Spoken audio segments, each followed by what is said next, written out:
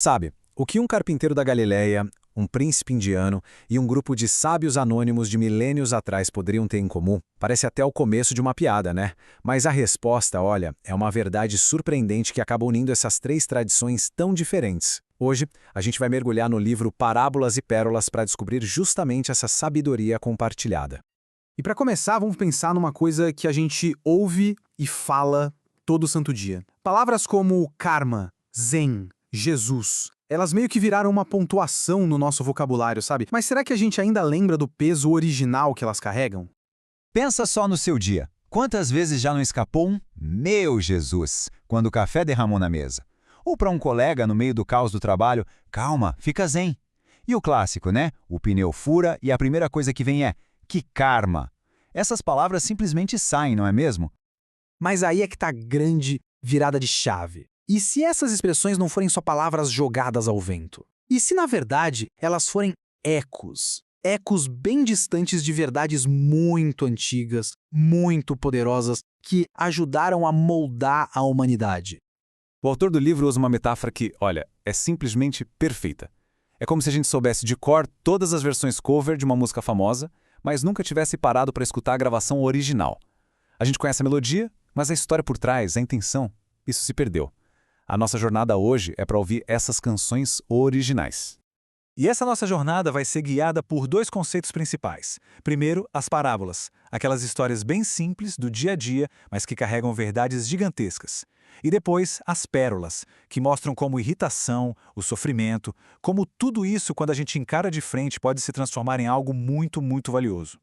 Então, quem são os compositores originais dessas melodias que a gente ouve os ecos até hoje? Vamos focar em três figuras assim extraordinárias, cujos ensinamentos ressoam até agora.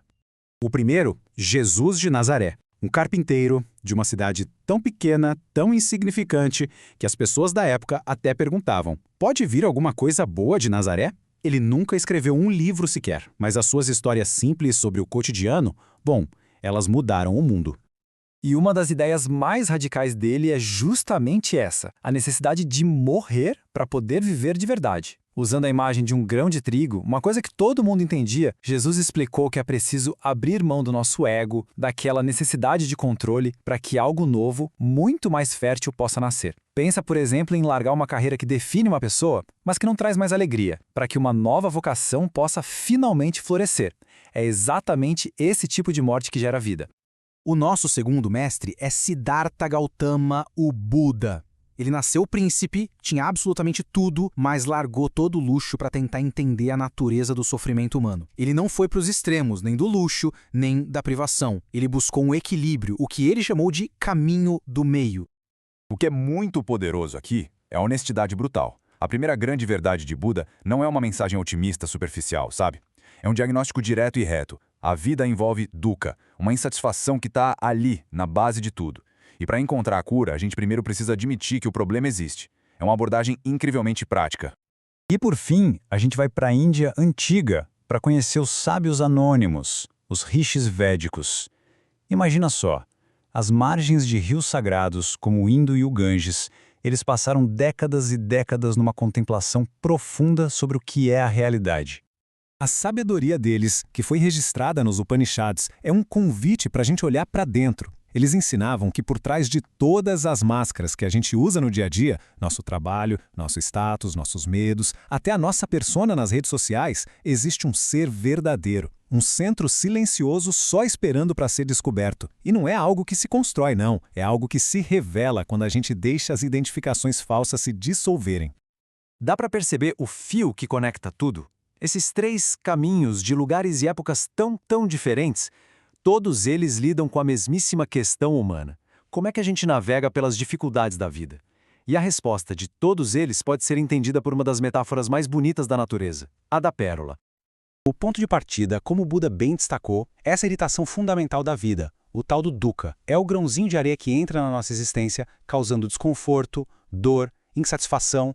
E olha, isso é simplesmente inevitável. Mas, gente, olhem que coisa incrível!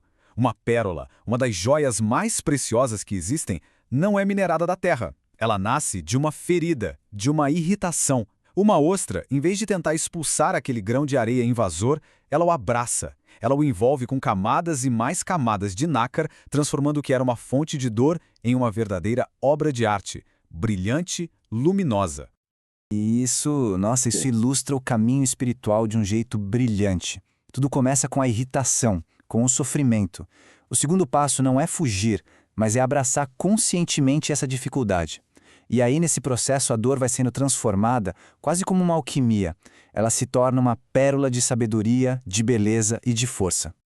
É exatamente aqui que todas as peças se encaixam. Os nossos 3 mestres, cada um do seu jeito com a sua linguagem, estavam ensinando a arte de criar pérolas. Eles usaram palavras diferentes, mas apontaram para a mesmíssima transformação fundamental.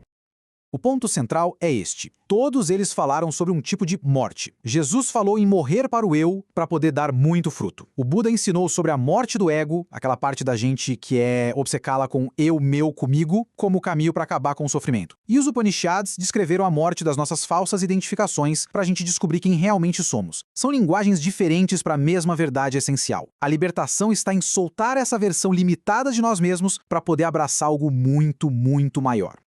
E é muito importante entender uma coisa. O objetivo aqui não é dizer que todas as religiões são iguais, porque elas não são. A questão é bem mais profunda que isso. É sobre reconhecer que lá no coração dessas tradições existe uma sabedoria prática universal sobre como lidar com a dor, encontrar um propósito e, no fim das contas, viver melhor. Essa sabedoria antiga toda, então, acaba sendo um convite para uma reflexão bem pessoal. Como é que a gente pode aplicar isso no nosso dia a dia? Porque, no final das contas, essas parábolas e essas pérolas não foram feitas só para a gente ficar analisando com a cabeça, sabe? Elas são convites para serem vividas, para serem sentidas. A transformação de verdade acontece quando a informação vira experiência. E tudo isso nos deixa com a pergunta final, talvez a mais importante de todas. Uma pergunta que ecoa através dessas 3 tradições. Não é uma pergunta com resposta fácil, mas é uma que vale a pena carregar pela vida. O que em mim precisa morrer para que eu possa verdadeiramente viver?